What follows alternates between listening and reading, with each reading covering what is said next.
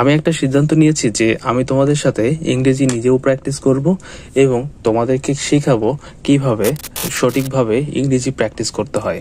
অনেক পদ্ধতি রয়েছে ইংরেজি প্র্যাকটিস করার জন্য, অনেক নিয়ম রয়েছে, কিন্তু আমি তোমাদেরকে সহজ করে শেখানোর ট্রাই করব। দেখো, প্রথমে আমাদের আশেপাশে দেখো, এটা একটা রুম, এটা আমার রুম, আশেপাশে অনেক কিছু রয়েছে। আমরা কি সব সময় যে ভোকাবুলারি বা ওয়ার্ড মিনিং গুলো শিখি সেটা কিন্তু আমাদের বইয়ে মুখস্থ করা বিষয়গুলোই আমরা শিখি, কিন্তু যদি আমরা একবার চিন্তা করি যে আমাদের আশেপাশে যা কিছু রয়েছে আমরা প্রথমে সেগুলোর ইংলিশ যে মিনিংটা রয়েছে সেটা জানার ট্রাই করব। দেখো, তোমাকে যদি আমি উদাহরণস্বরূপ বলি, এখানে হচ্ছে এটা একটা ঘড়ি। সো আমরা এখানে বলতে পারি আই হ্যাভ এ ওয়াচ, আমার একটা ঘড়ি আছে। তারপর দেখো, এটা হচ্ছে একটা কলম, আমরা প্রত্যেকেই এটা ইউজ করি অর্থাৎ ব্যবহার করি। তো যদি এটাকে আমরা বলি যে আমার একটা কলম আছে, তাহলে কি বলতে হবে? I have a pen. Okay, তাহলে এটা কিন্তু খুব সহজ হলো না? এটাকে যদি আমরা জানি যে এটার নাম হচ্ছে কলম এবং এটার ইংলিশ মিনিং হচ্ছে পেন, তাহলে কিন্তু আমাদের কাছে আমাদের ইংরেজি বলাটা অনেক সহজ হয়ে যাবে।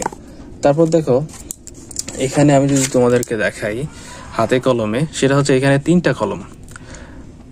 আমরা যদি এখানে দেখি, একটা হচ্ছে রেড অর্থাৎ লাল কলম, 2টা হচ্ছে আমাদের ব্ল্যাক অর্থাৎ কালো কলম। তাহলে আমরা বলতে পারি I have a right now I have a 3 pens in my hand, but 1 is red and others are black. Okay, আমার কাছে 3টা কলম আছে, একটা হচ্ছে লাল কলম আর বাকি 2টা কালো কলম। খুব সহজ না? এইভাবে আমরা কিন্তু আমাদের চারপাশে যা কিছু আছে তা কিন্তু আমরা ইংলিশে বলতে পারি। হিয়ার ইউ সি, আমার এখানে অনেকগুলো বই আছে। I have many books here, and you see right now I want to say you that what's the name of this machine? এই মেশিনটার নাম কি? তাহলে তোমাকে জানতে হবে যে এটা একটা ইংলিশ মিনিং আছে। যখন তোমার আশেপাশে কোনো কিছু নেই, অর্থাৎ তোমার আশেপাশে কোনো অনেক বিষয় রয়েছে, যে বিষয়টার নাম তুমি জানো না, সেটা কি করবা? তোমার হাতে যে মোবাইল ফোনটা রয়েছে সেটা দিয়ে সার্চ করবা।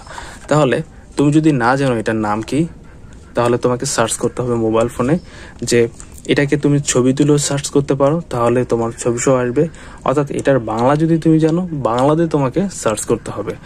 As we know that this is a metal and it's a machine, one type of machine, and its name is calculator. Okay, now another term, হাতে কলমে। আমাদেরকে হাতে কলমে ইংলিশ শেখাচ্ছি। এইভাবে তোমরা ইংলিশ প্র্যাকটিস করবা। দেখো,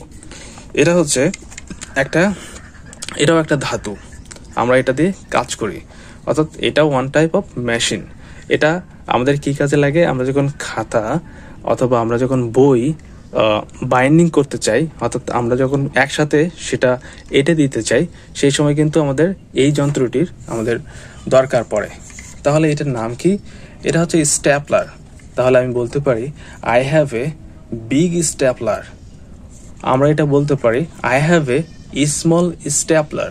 ওকে, সো এইভাবে কিন্তু আমরা এখন কথা বলা শিখতে পারি। দেখো, আমি তোমাদেরকে আরেকটা জিনিস দেখাচ্ছি। এটা হচ্ছে, এখানে আমরা টাকা রাখি। তো এই টাকা রাখার এই জিনিসটিকে আমরা বলি যে মানি ব্যাগ, কিন্তু যদি আমরা সঠিকভাবে বলি তাহলে এটা হচ্ছে wallet. This is a wallet. The colour of this wallet is which color? You have to write the color in a comment box. I will try to reply you. Okay, তাহলে আমরা এইভাবে ইংলিশ প্র্যাকটিস করতে পারি। This video, I'm going to end this video right now because তোমাদের অনেক সময় নষ্ট হচ্ছে, কারণ তোমরা পড়তে বসবে। আমি জানি তোমরা যদি এইভাবে ট্রাই করো, ইংলিশটা তোমাদের কাছে it becomes very easy to you. It's not difficult things. I'm always saying you that it's very easy and it's very normal language and it's easy to grab. এটা খুব সহজেই তোমরা ধরতে পারবা, and there is no difficulties, there is no problems in learning this language. So তোমরা যদি চাও, if you want, you can learn it very easily by practicing. It can be a very practical basis practice. তোমার আশেপাশে যা আছে তা নিয়ে তোমাকে এগোতে হবে। তাহলে ভিডিওটা এই পর্যন্তই।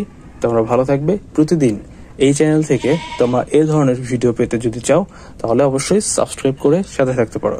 সবাইকে ভালোবাসা, শুভেচ্ছা, আসসালামু আলাইকুম।